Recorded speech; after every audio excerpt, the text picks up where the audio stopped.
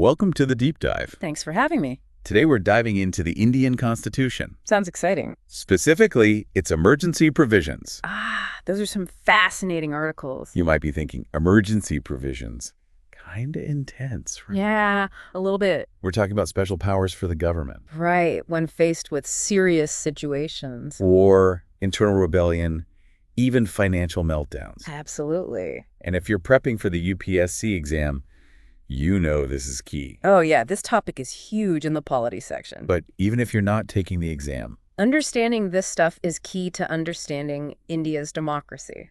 so you're right, these emergency provisions are kind of like a safety valve. Yeah, a way to handle those really tough situations. And what's fascinating is that the Indian Constitution blends two contrasting ideas. You have federalism, where states have their own powers. Right. But then you also have a unitary system. Where the central government can step in when needed. Exactly. And these emergency provisions are a prime example of that. So let's unpack these, starting with a national emergency. Okay, so picture this.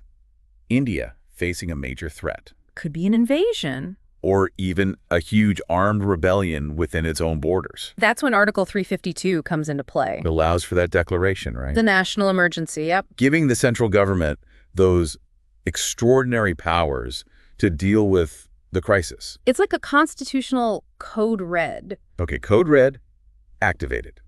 But there have to be safeguards. Of course. We don't want the government just declaring an emergency on a whim. Oh, absolutely not. The framers of the Constitution were very aware of that potential misuse. For sure, and that's why they built in checks and balances. So, for a national emergency to be declared, It first needs a recommendation from the cabinet. okay, so the group of ministers heading all the different departments. Right, they recommend it. And then the president has to give their approval too. Exactly, so it's not just one person making this decision. No, definitely not unilateral. Yeah. But what role does the parliament play? Oh, they're crucial. Okay, good. The parliament has to approve that declaration. Within a certain time frame. Within 1 month, both houses have to say yes. So it's not a one-time approval either. Nope. It has to be renewed every 6 months. Okay, so there's that regular check on the government's power. That's right. But what about the courts? Do they have any say? Oh, the courts play a critical role as well. They can review this. They can review the declaration of a national emergency Okay. to ensure it's not arbitrary, that there are actual grounds for it. So that's good, ensuring it's not imposed without a good reason. Right. And a landmark case here is the Minerva Mills case. I've heard of that one. The Supreme Court basically said that even during an emergency, The courts can still examine whether the government's actions are within the bounds of the Constitution. That's reassuring to know. Even in extreme situations, the rule of law prevails. That's the idea. But let's talk about what happens when a national emergency is declared. What kind of powers does the central government get? Well, there's a pretty big shift in the balance of power. Like how so?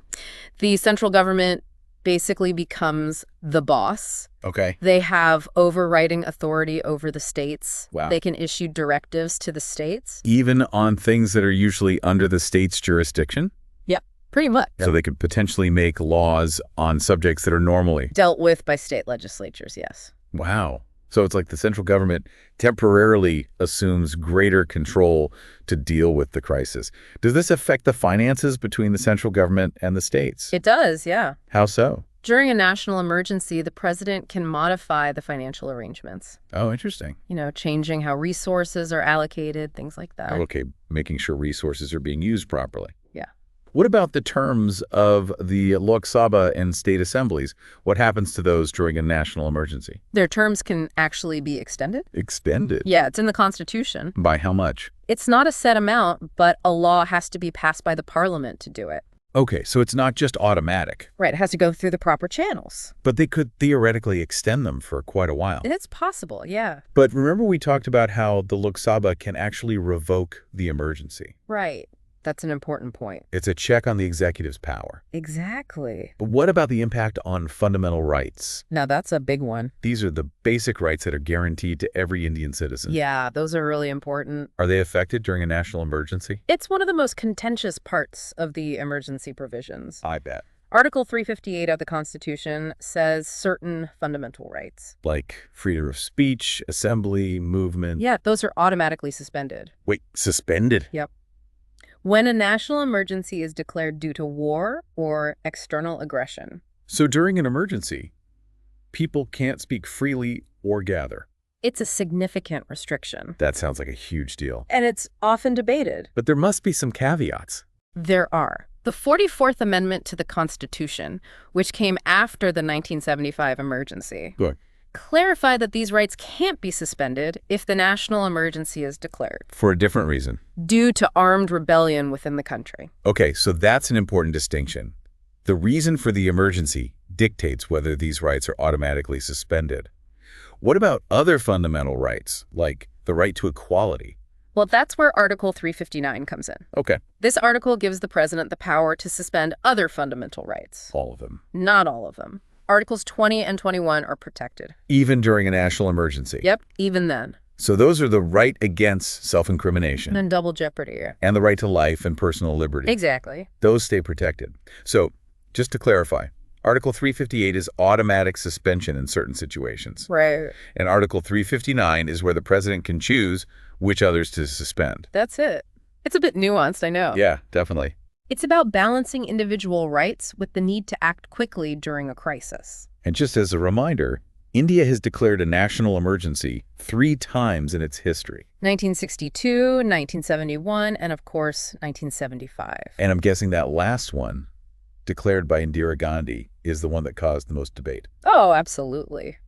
It was based on internal disturbances, right? That's right. And it led The to widespread curtailment of civil liberties. and raised those serious questions about the potential for misuse. It certainly did, which is why we have those safeguards we discussed earlier. Those came from the 44th Amendment. Yep. Makes you realize how important those checks and balances are. Really does. Okay, so we've covered national emergencies. A lot to unpack there. But what happens when a particular state in India faces a crisis? Well, for that, you have President's Rule, also known as state emergency. Okay. It's covered under Article 356. And that addresses Those situations where a state government can't function. in accordance with the Constitution, right? So it doesn't have to be about war or rebellion. Not at all. It could be political instability or a breakdown of law and order. It could even be where a state just isn't following directives from the central government. Ah, okay. It's all about making sure the constitutional machinery of a state keeps running. Even when the elected government might be struggling. So let's say a state government is considered unable to function properly. Yeah. Who decides that, and how does president's rule get imposed? Well, it starts with the governor of the state. They're appointed by the president, right? Right. And act as a representative of the central government. So they send a report. Usually outlining why the state government is struggling. And based on this, the president can issue a proclamation.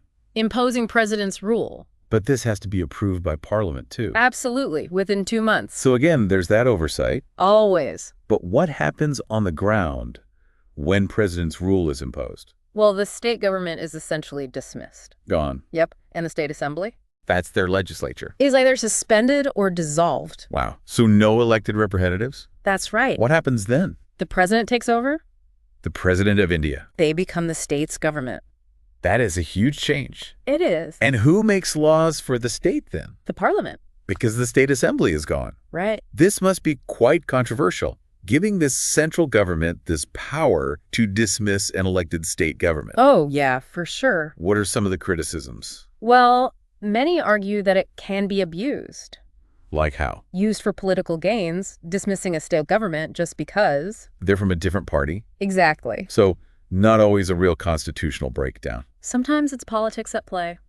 Has that happened? It's definitely happened more than once. Hmm. But there are also examples where president's rule was definitely needed. Like in the Baumai case. That's a good one. The court upheld the dismissal of BJP-led governments in 3 states because they weren't enforcing that central government ban on certain religious organizations. So it's about upholding secularism. The court said that's a basic feature of the Constitution, Interesting. and that undermining it justifies president's rule. So there's that risk of misuse, but the courts are there to keep things in check. They are. What about Dr. Ambedkar, what did he think about all this? Well, he hoped Article 356 would remain a dead letter, A dead letter, meaning rarely used. only as a last resort. That was the idea. So he didn't think it would be used as often as it has been. Not at all. But it hasn't stayed a dead letter, has it? Not even close. Over 100